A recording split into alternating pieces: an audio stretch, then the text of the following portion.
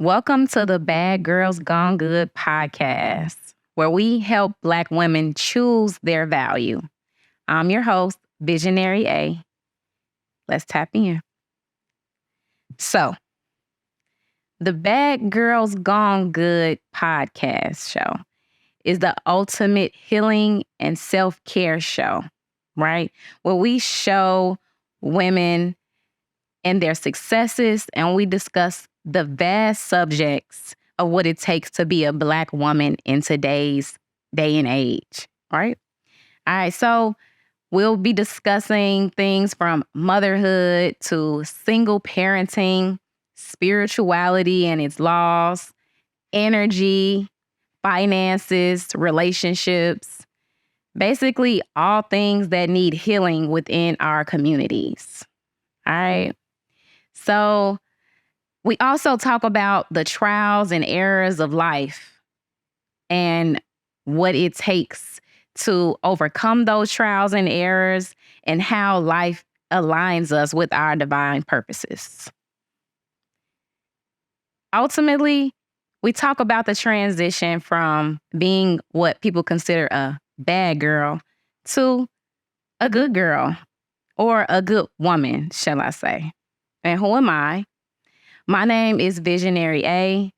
I am the creator and your host for Bad Girls Gone Good podcast. I am a visionary by the name, right?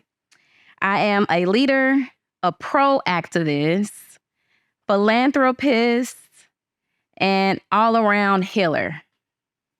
So just a little bit about me professionally.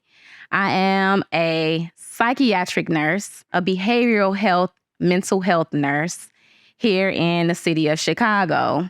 I have been a nurse for the past 8 years, and psych, behavioral health, mental health has been my specialty my entire career.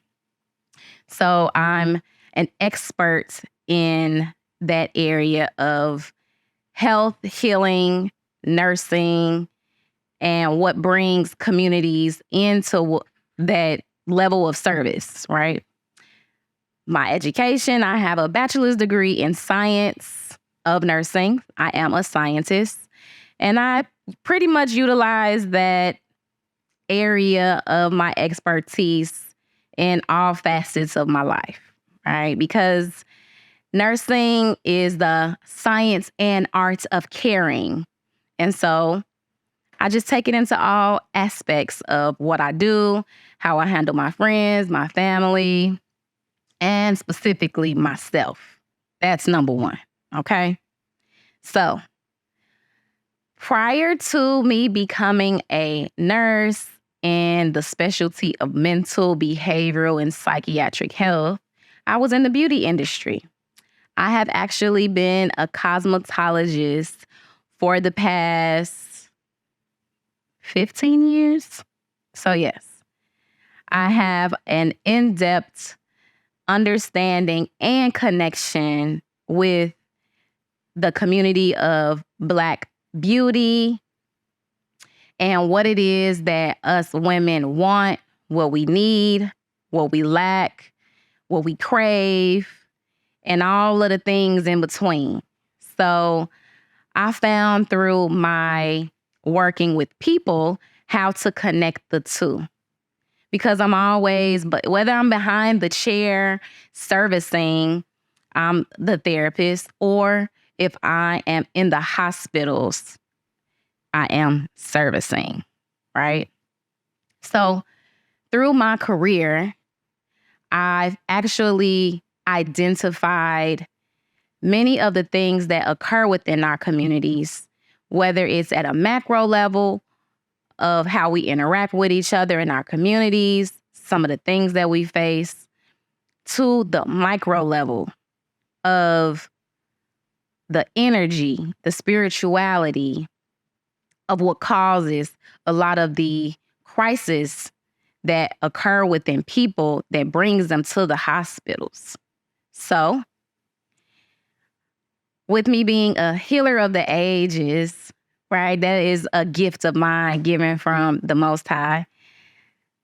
I have been called to bridge the gap because people need healing, health, and wellness of their spirit, their behavior, and their all around being before they get to the hospitals. That is where the crises occur. So, one thing that I've learned as being a psychiatric nurse, many people that come to the hospital who are admitted, unfortunately, they'll come to the ER and they'll say, "Hey, I need someone to talk to." And sometimes that ends them up in the psychiatric ward. Why? It's the funnel system of our healthcare system. It's the way that they consider help. And I say they very intentionally because I have the understanding that, like I said, people need help prior to the crisis state. And so that is my way of giving back by bringing what I know, what I learned, my foundation and my education, and bring it to the forefront so people can have access to some healing techniques, modalities, understanding of the mind, body, and soul. And that's just what I do. Now, one of the main things that I found to be a deficit with my work, which caused me to do this podcast and interact with people in the way that I want to, is that the aspect of spirituality in the healthcare sector is like taboo. You know, when I do my assessments with my patients, I'm asking them all kind of in-depth questions about, you know, how they got there, what led up to their current crisis state at that point in time. And we can name and imagine all kinds of things, right? But there is only a little small section question on the spirituality aspects of the assessment. And it usually goes something like, what is your religious preference? And would you like to have a chaplain come in? Most people say, you know, Black people, Christian or Baptist. But of course, I service all kinds of people and things of that nature, we know. But they'll just name their common, you know, religious being, whatever that they choose, and decline usually the chaplain, and then we move on. But because I have been a behavioral health nurse for so long, my assessments go a little bit deeper. So I actually ask questions that engage and evoke specific types of answers that always lead to a spiritual deficit, right? So I've coined the term and modality trauma tracing, where in my practice of being a spiritual practitioner, healer, but working in the healthcare sector of psychiatric and mental health and behavioral health nursing, I've been able to trace the behavioral issues back to its origin of what occurred with the person, and being able to identify the break in what happens within the spirit that causes the offset and the chemical disruptions within the system. And that's why it's important to always, during healing or you know, just approaching a person in its not so optimum state, to understand the mind, the body, and the spirit. Okay?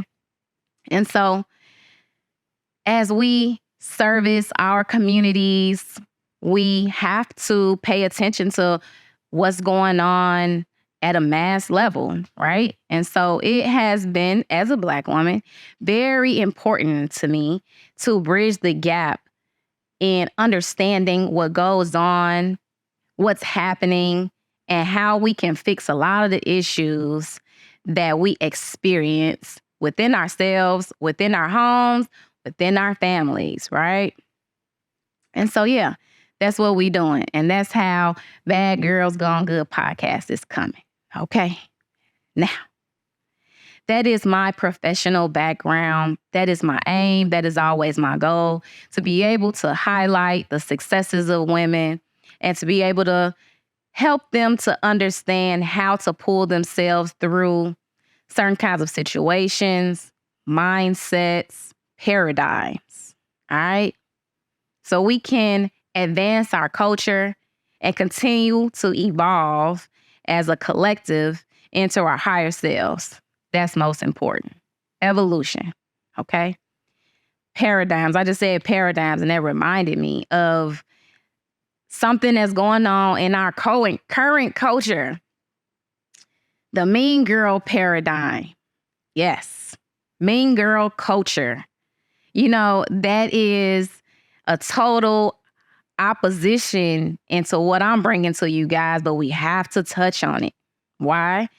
Because it's normal, it's being made normal being a mean girl, how people interact, the music that we listen to, just our full predisposition, our disposition towards life, each other, how we treat ourselves, how that comes off with our family, our friends, our children, and our mates, right?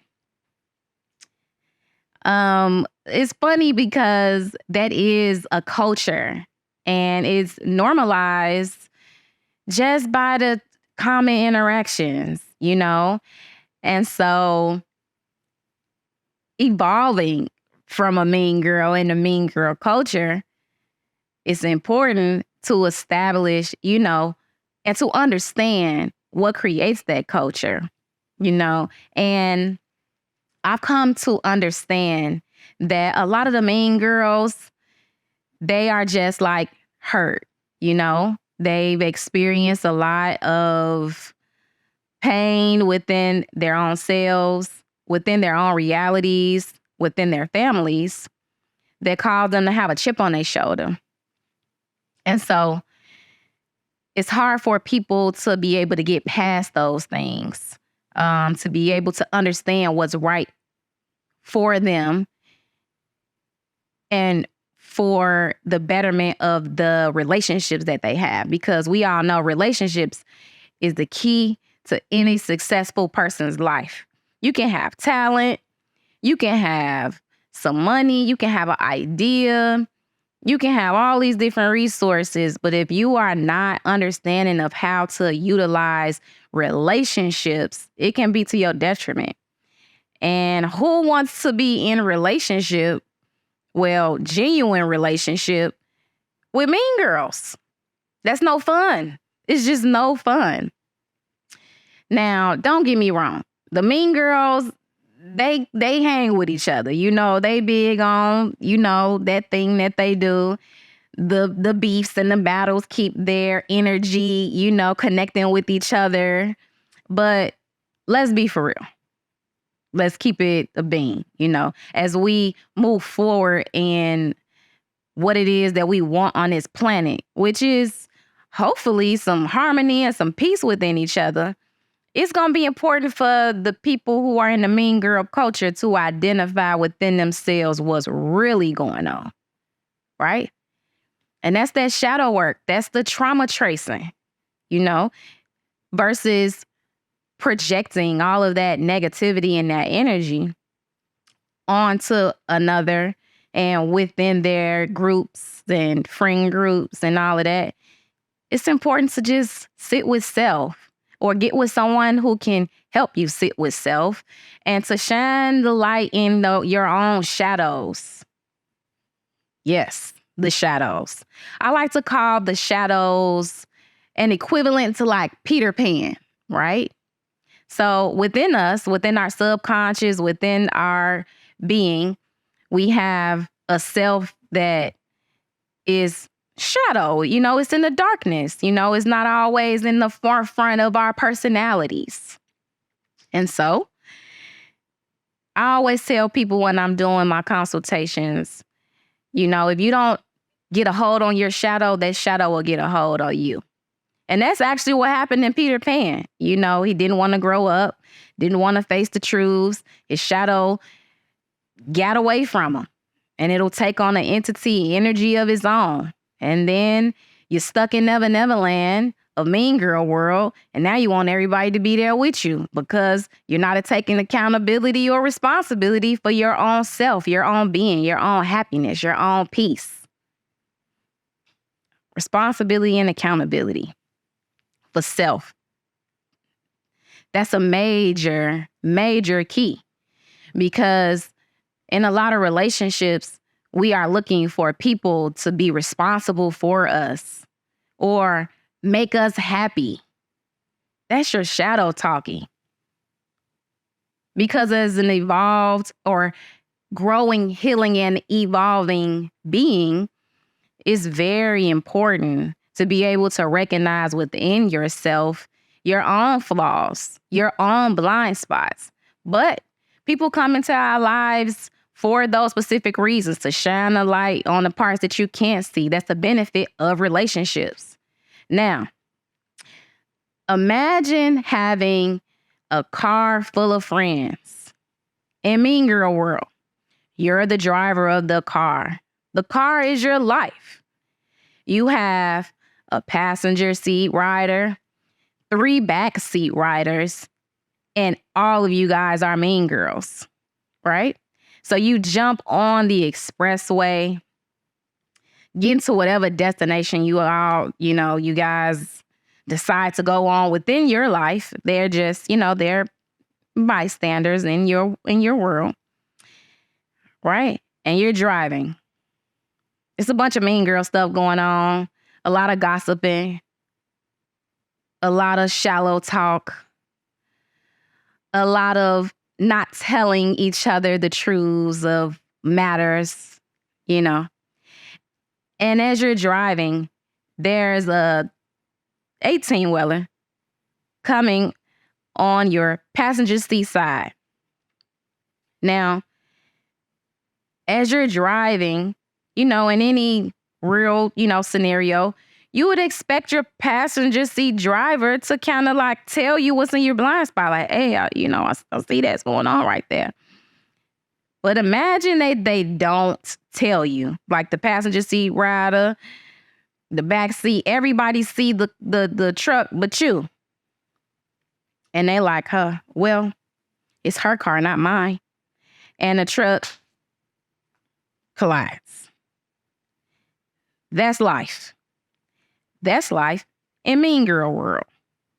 Mean girl, mean guy. We can take it in both areas, both scenarios, because a lot of people are in relationships with individuals who are like, yes, girls, yes, men. They never have enough courage to tell you that this 18-wheeler is in your blind spot. And I think you should either speed up, slow down, or get over into another lane so you can be okay. So your car can be okay. And that's the way life is. So in that aspect, in that, scenario and that thought process, that paradigm, everyone in the car suffers. Everyone in their relationship suffers because no one had the courage, no one had enough compassion for another to let you know that as the driver of your own world, of your own car, that there was something in your review. I mean, in your blind spot. So, as the driver, what is important to do? What did you fail to do? You failed to look in your blind spot. You failed to turn around and take a look for yourself. That's what shadow work is. That is what looking into the depths of your own self is about. Okay? Relying on your own self to see yourself, see what's going on around you, but welcoming individuals and energies into your world, into your car, that have enough courage to tell you the truth. because there's not enough truth bringers in the world, but it's a whole lot of mean girls who like clout and all of the stuff that we don't really care about, right? So the first thing that, like I said, should have been done is to look in your own rear view. Look in your own side mirror. Look in your own blind spot. That way you can see what's going on. And when you look, you'll probably notice that everybody in the car saw everything that you saw, which is your own bad attitude, your own need for codependency, your own lack of enthusiasm or motivation to get things done, or your own lack of structure and discipline to execute the life that it is that you really want. And once you see what's in your blind spot, and you kind of notice that everybody, all your friends that's packed up in your car on your ride, don't have enough, whether it's courage to tell you the truth or enough truth cultivated within themselves to give you some truth, it's time to pull it over. It's time to pull over the car, let them out, and get to doing some work within yourself. Okay? And that's what we do at Bad Girls Gone Good podcast. We like to bring truth. We like to bring truths of what's really going on in our culture, in our world, so we can have a real world view of what'll take us to where we want to be. First, it starts at home. It starts within ourselves. You can't go to the next destination without understanding exactly where you are. Okay? And that's how you survive mean girl culture. You got to be able to identify what's in yourself first. I was a mean girl for a portion of my life. I'm not a mean girl at heart or in spirit. I never really was. Life happened, and I found myself being a mean girl during some formative years, like high school and all of that good stuff. And that experience of being a mean girl, clicking up with mean girls, being in that paradigm, is kind of what showed me that that's not really me. That's not the life I want to live. That doesn't bring me the fruits of what I want and what I know I deserve in this lifetime.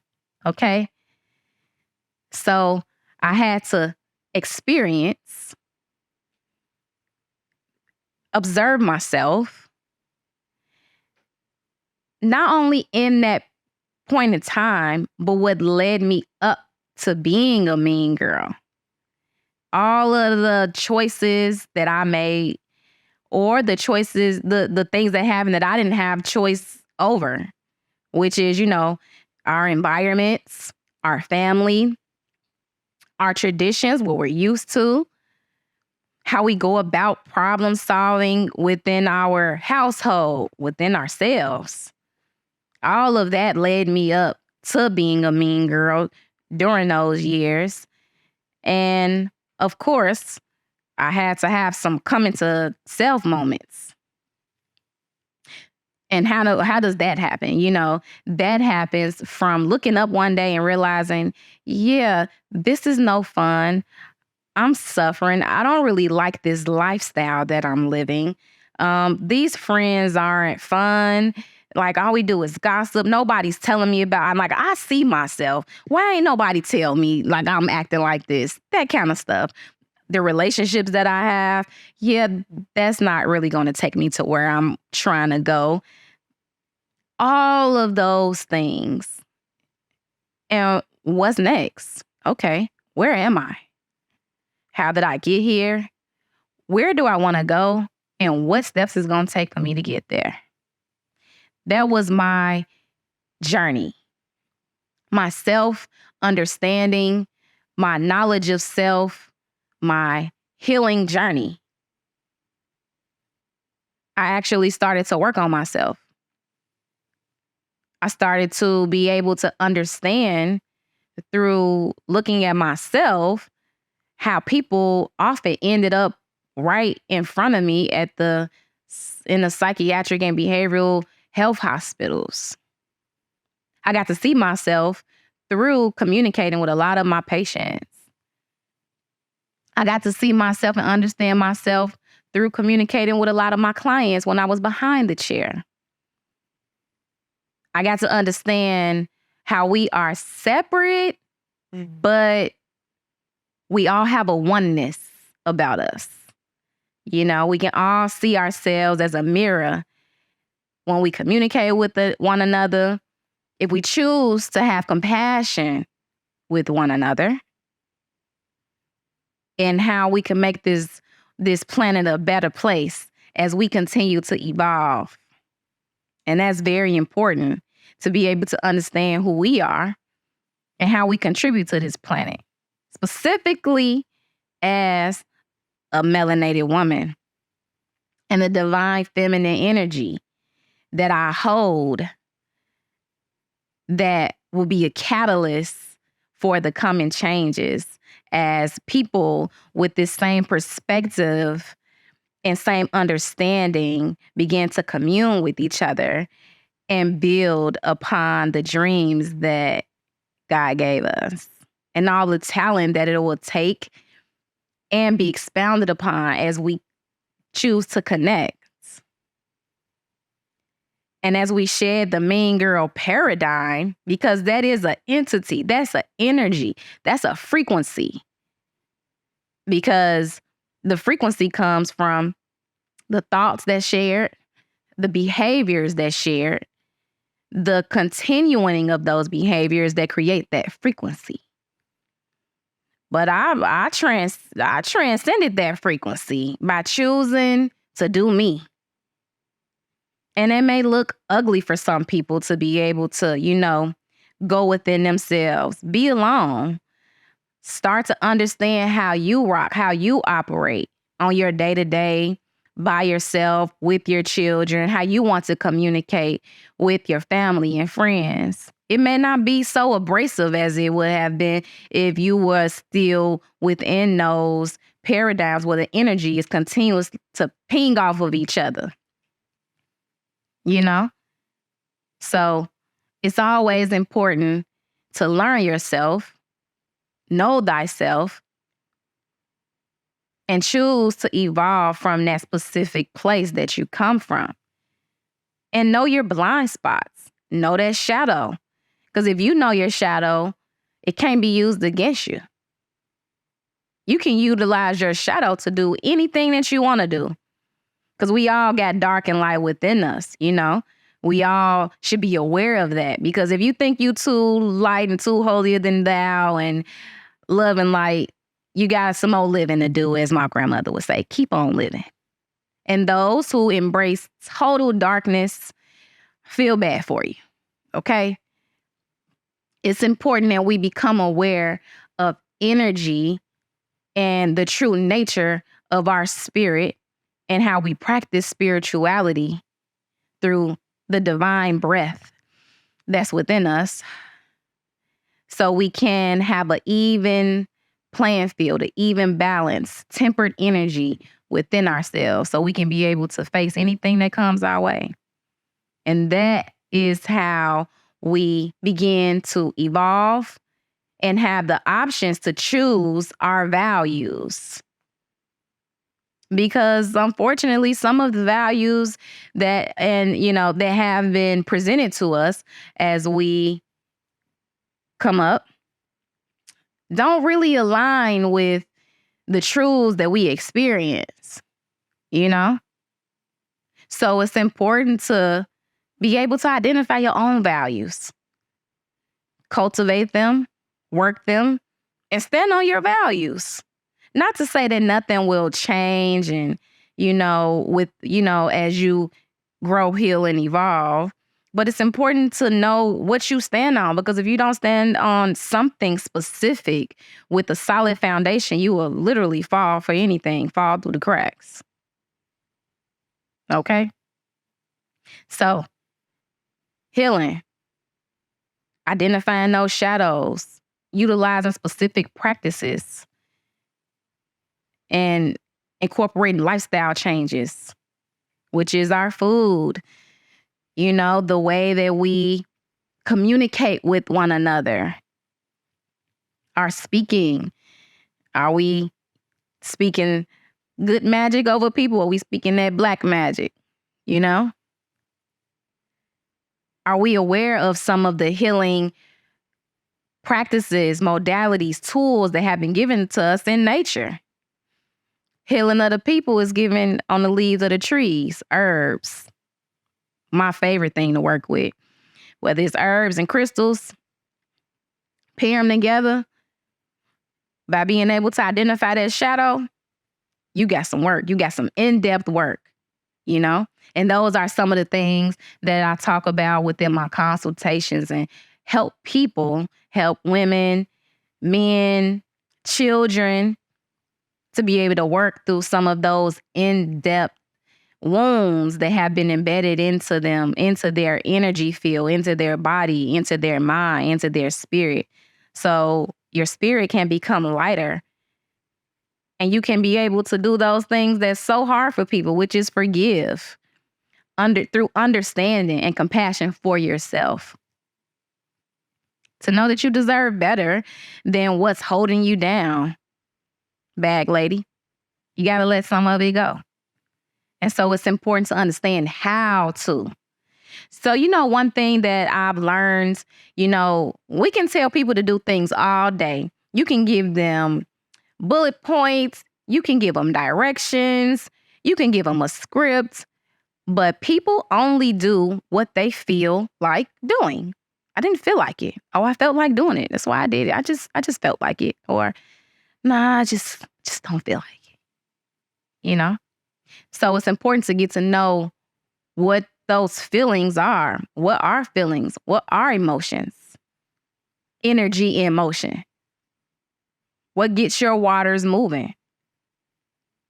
I remember saying that most of us could probably know, you do something a little naughty when you were a kid and you come to your mom and you're crying, even though you did it, and they be like, that don't move me. Like, move me. What does that mean? That does not get my waters flowing. That does not get my energy in motion to be able to meet you where you are. What gets your waters going? What moves you? Be able to start to identify it, because maybe what gets your waters going, what gets your energy in motion, maybe it's not the healthiest thing for you. We could change what moves us through the change in our perspective, how we handle things, the change in our environment and our relationships. So it's important, very important, to be able to begin to cultivate these ideas and understandings into our culture as some of the things that we've grown to know that we have been falling away from begin to dissolve, because it has not helped us. So it's important to understand what does help us and how we can get into those things and how we can utilize them as a collective to sustain our culture. Because that's important. Because what's sustaining us now? The music? Is it the food? Is it the relationships? I don't think so. Culture. When I say culture, that always bring me to the aspect of music, because of what is within our music, what it has us doing, how it has us thinking, who is being exposed to it. And I'm going to say it. I got a problem with the music. I do. I do. Because you are what you hear. And so I can't fault the individuals that make the music. They are doing their job. So I'm talking to the parentals, the mothers, the fathers, the aunties and uncles, the cousins, or just the innocent, just the bystanders of children and adolescents that's coming up in our culture. It's important to protect them from things that they are engaging with, specifically within their ears. Why? Because sound waves transcends and transmute right to brain waves, and it controls our being. It controls our body. And when a kid whose frontal cortexes have not been all the way developed are being moved and controlled by specific sound waves at a specific frequency, it'll have them doing things that they may not be so proud of later. Or it may just disturb you as a parent to understand what's really going through their mind, body, and spirit during those times. And I'm saying that because we all can relate. We all know what it's like to listen to weird music when we kids or see weird stuff on TV. And those visuals from your optics penetrate into your brain, and it releases specific kinds of chemicals. Those where the chemical imbalances start to be, that's where they begin. And so when you have chemical imbalances in the brain, it goes through the body. It goes through all of our systems, what people know as the chakra systems.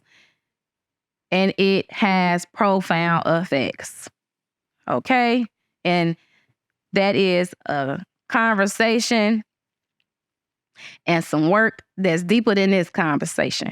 But I'm glad I was able to put it into a condensed, snippet so you can understand what I mean, because it has profound effects on how our children grow up to be adolescents and adults. And you know that as the watcher, because you just can have a retrospective look at your life, the things that were fed to you, whether it was through hearing music or on the television. So even in our healing journey as adults, we have to watch what we hear. We have to pay attention to what we watch, because certain things are not conducive to a healthy lifestyle. Certain things are not conducive to a healthy spirit. And once you can identify those things, what gets you moving, what gets you going into whatever direction you were going to, and you decide to change the trajectory of your life, of your mindset, of your body, everything, it's important to keep those things at bay and away, and to develop structure and the discipline that will cultivate the environment for you and your family. Okay? And that is how we choose our value. It's your choice. And a lot of things that we have to break away from is the traditions that we fall into that come from our parents. Let's keep it a bean. Our grandparents, our entire families that come before us. So it's important to understand that, we've been hearing that term first generational curse breakers. We've been hearing that a lot. I'm one of them. And I understand the depths of what kind of work that entails, and a lot of the things that we have to break away from, and it's not so easy. But I love to route people to understanding compassion, because if we are curse breakers, that means it was a curse. That means some people suffer from the curse, which would be your parents and everybody, within that specific time and energetic frame had to succumb to. So instead of pointing the blame these days, and what we've been doing as we've been waking up and coming to realization of what's been happening within our cultures, and pointing blame and walking around with a chip on our shoulder, that'll keep you at the same paradigm as the mean girl paradigm and the cursed paradigm. We understand through compassion for the people that came before us and for ourselves, so we could keep moving forward. We got to break away from it. That may hurt some feelings. It may hurt your feelings. It may hurt your parents' feelings. It may hurt a lot of feelings that we're doing something a little different. But when it's better for us as a collective, I think that's God's work. You know what I'm saying? People find all kind of stuff to blame on God's work. But when we understand exactly what we're doing to make a better way for ourselves and for our children, who can argue with that? Yeah, I'm going to identify. I don't like the mean girl culture. I don't like the negative music. Not to say that sometimes I don't indulge in the music, but I understand what type of effects that it has on my entire being. So I control it. I don't let the music control me. Okay?